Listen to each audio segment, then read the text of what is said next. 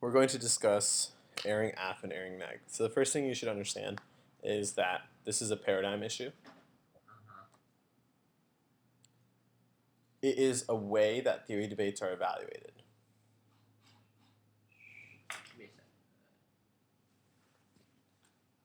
So instead of being a substantive issue, we would consider this a paradigm issue.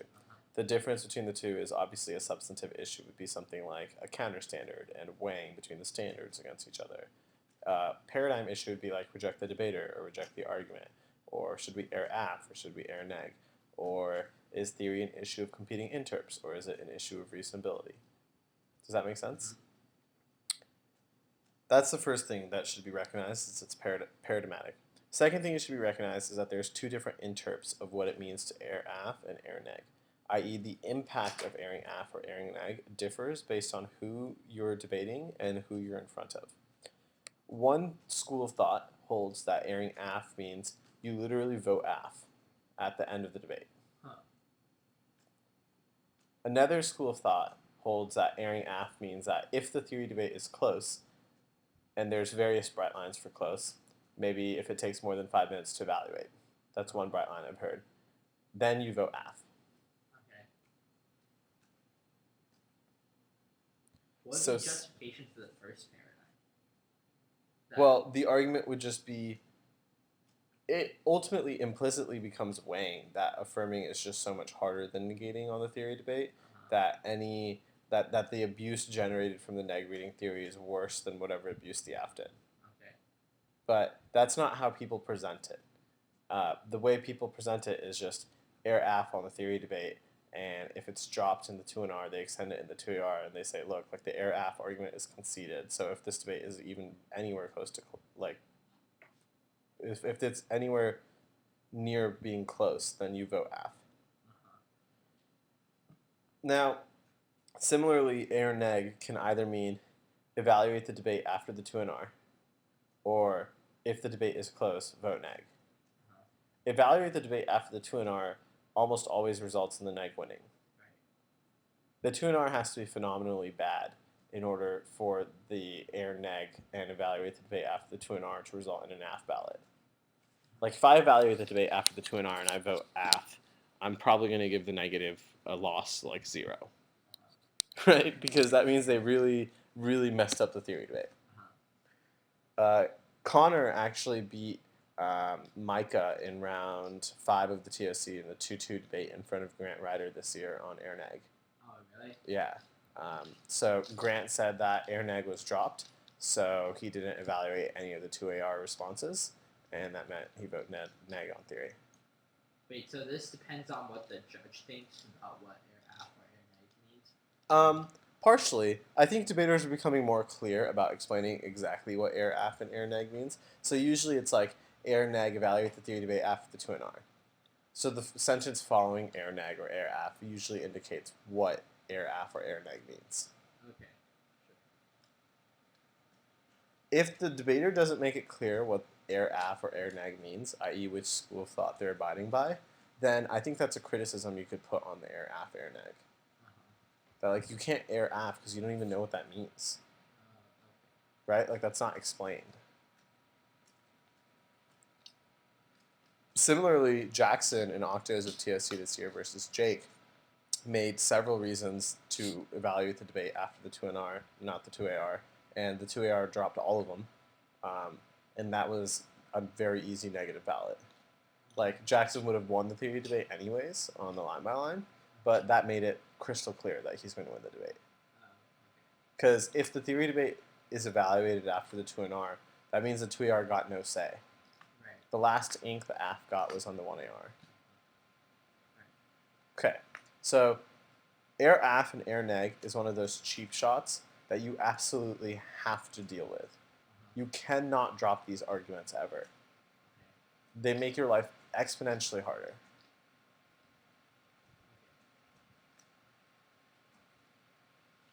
And if you drop it in the first speech, we'll talk about how you can try to recover in the second speech, but the bottom line is you should just not drop it. I had a round against Ryan Fink at the Voices round robin where he read err neg in the 2 and R on the picks debate. He read a pick, and I dropped err neg in the 2AR, and it was a 2-person panel. One person voted for me, one person said he erred neg. And to that person, that meant he just voted neg. Right? So that's like, I was shocked. I was like, whoa. Like, I didn't realize that people just literally vote neg. Like, that's what err neg means. Doesn't make any sense. But anyways, I lost that. I split that panel. Right? And so this stuff will lose you debates if you don't respond to it. Okay. So it's a cheap shot, but it needs to be responded to. I think personally, err neg, err aff should be responded to first on the theory debate, just so you don't forget. I also think you should circle it on your flow. I also think that this is something you should never respond to for more than 10 seconds. There are a couple of responses to err aff and err neg which are pretty hard to beat. Sure. One is it leads to awful norms where one side always wins the theory debate just because they were that side. And 2 is that line by line seems to solve. There's no need to err because we can resolve the issue substantively.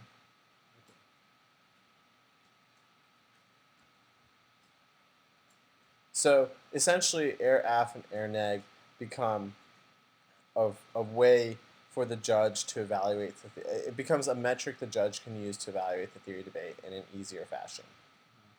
Make sense? Yeah. Cool.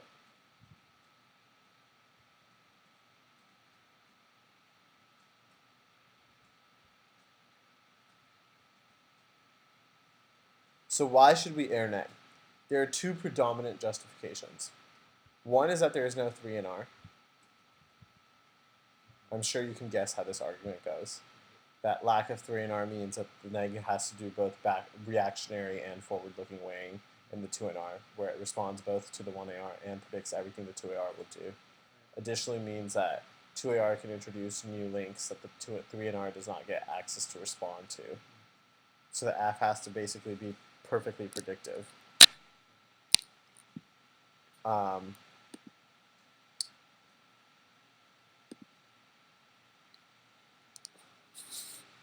The next argument that is quite popular is time skew, which is that the 1AR and the 2AR combined is 7 minutes, and the 2NR is only 6 minutes.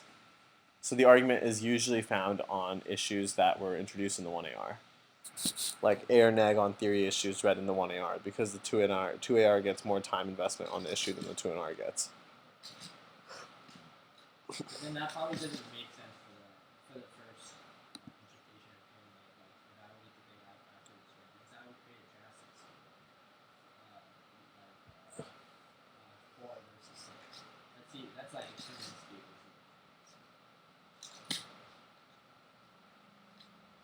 Yeah, I agree. Pretty awful norm.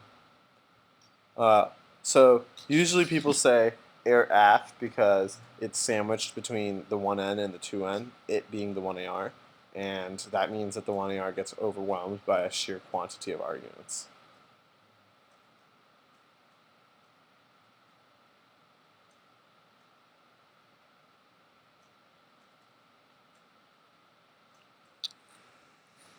So, as a reminder, 1, this is a paradigm issue, right? 2, there are 2 different ways that people traditionally conceptualize what it means to err aff or err neg. 3, you must respond to these arguments. 4, almost always, these arguments are short, blippy, and awful. This means you want to be careful not to over-invest in your 2NR or 2AR on these arguments. 5, you want to practice responding to the most popular arguments and have a file ready that you can use to read in actual debate rounds. Make sense? So let's practice. I'm going to read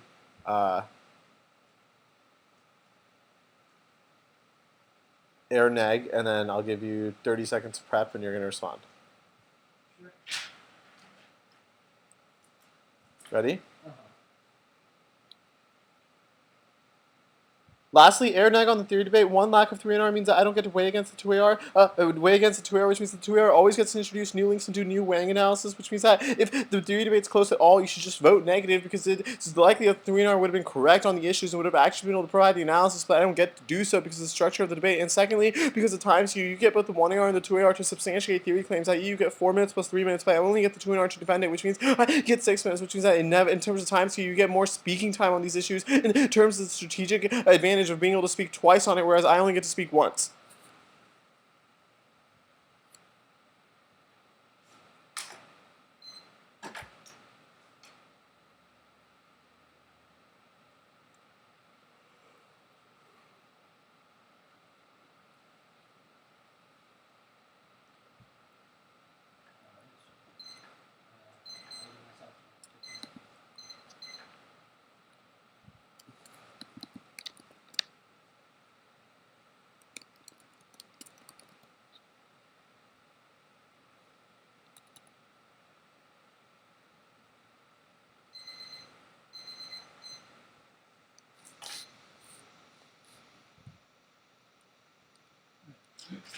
Ready?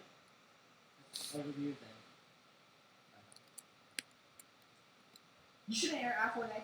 Oh, that should slow down. You shouldn't err Aff or neg. Why this creates off and on because this creates off and on because this means that you will win a theory debate just because on the side you're on instead of being on the correct side of the issue. Second, line sufficient to solve. The only reason to err Aff or neg is that is because the arguments are too close. However, you can simply compare the arguments on the line by line. Now let's go to the line by line specifically. Your first argument is that there's a lack of theory and fair can introduce new one. There's no warrant because the judge will intervene against new fair arguments and not write them on the flow. Even if they do write them on the flow, they won't evaluate. Arguments. Second, you can simply preempt the 3R arguments. Not that hard. You simply have to practice.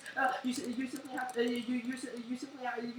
practice. Your second argument is that I get both the 1AR. I get both the 1AR and 2AR. One, it's not a drastic skew. 7 minute versus 6 minute. That's only a 1 minute. That's only a 1 minute skew. Second, second is not a question about number of speeches. Rather, the time within those speeches. They're only a 4 minute 1AR and 3 minute 2AR. Then I can't put a lot of arguments in. I can't put a lot of arguments within an individual speech. I can't be like, address half the issue in the 1AR, address other half the issue in the 2AR. Instead, I have to address all the issues in both of the speeches. Which means that 2AR actually gets a bigger advantage. 3 turn the 1AR is sandwiched between the 1N and 2N, which means that the 1AR gets overwhelmed by sheer quantity of arguments. Even if I get to introduce new issues, I still have to respond to previous issues, so the time skew is irrelevant.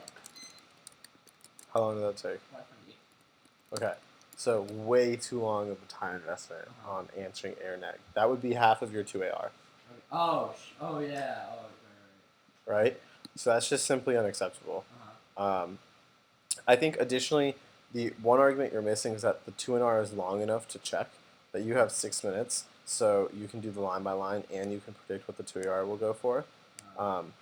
And I think additionally, the other big argument is that you miss is that the assumption on time skew is that the 1AR spent 4 minutes on theory. And the assumption is also that the 2NR spends 6 minutes on theory. Right? If the 1AR only spends a minute on theory, and the 2NR spends 4 minutes on theory, and the 2AR gets 3 minutes on theory, that's still 4 minutes versus 4 minutes. Yeah. Make sense? Mm-hmm. So we're going to add this to your list of redos. You have to be able to give this in 20 seconds. 20 seconds? Yeah, just one argument against time skew, one argument against no 3NR, and one over 3 argument. Okay. So what? Okay. I'll have to choose. So I would just say like, reject erring creates awful norms, outweighs because it means I'll never win the theory debate. So even if you're at a slight disadvantage, I completely am at a huge disadvantage. And then I would make one argument against time skew and one argument against no 3NR. Okay, write that down.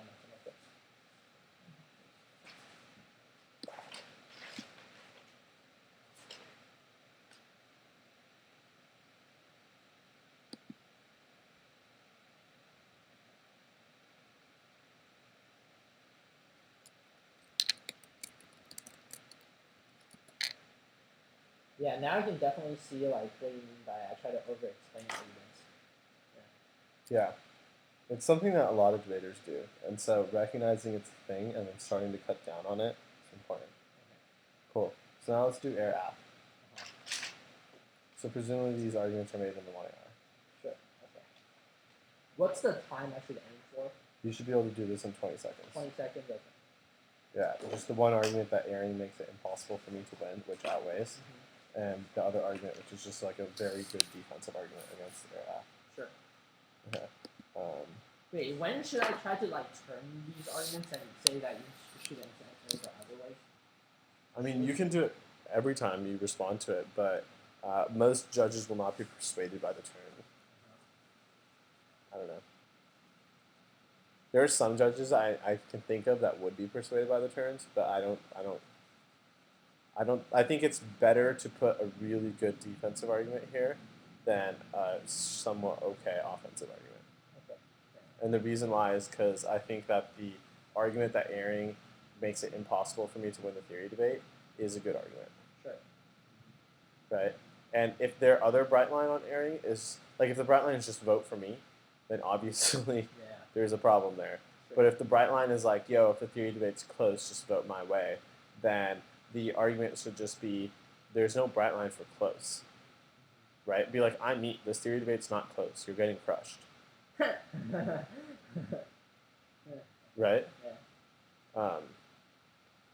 But what if it's actually close? Well, I would just be like, if it's close, evaluate the line by line. Like, don't cop out and err aff or neg. Cool. Ready? Yep. So it's a pretty simple argument. Err aff, because the 1 AR and the 2 AR is sandwiched between 7 and 6 minute speeches, the aff will always lose the debate on sheer quantity of arguments.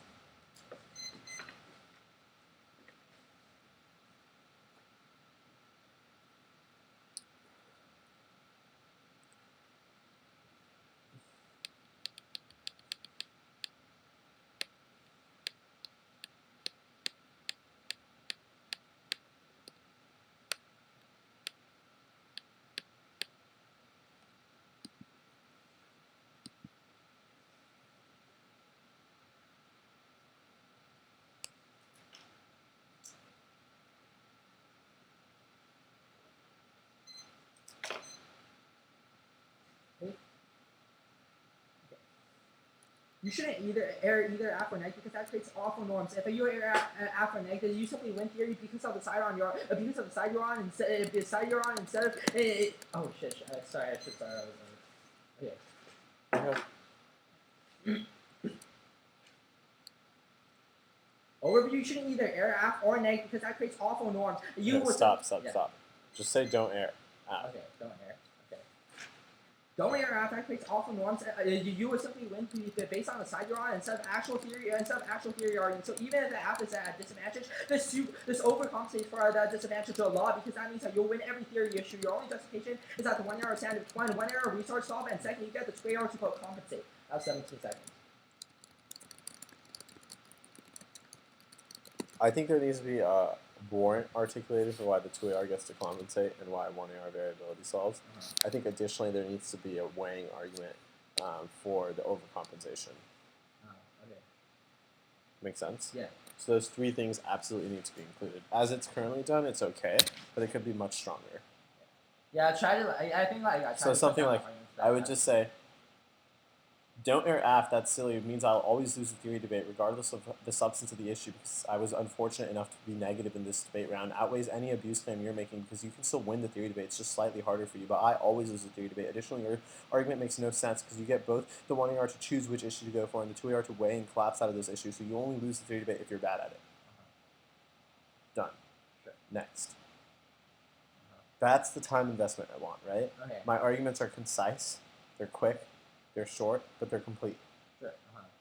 Right? They're also dominant. Like, don't err aff, that's silly. I always will lose theory debates.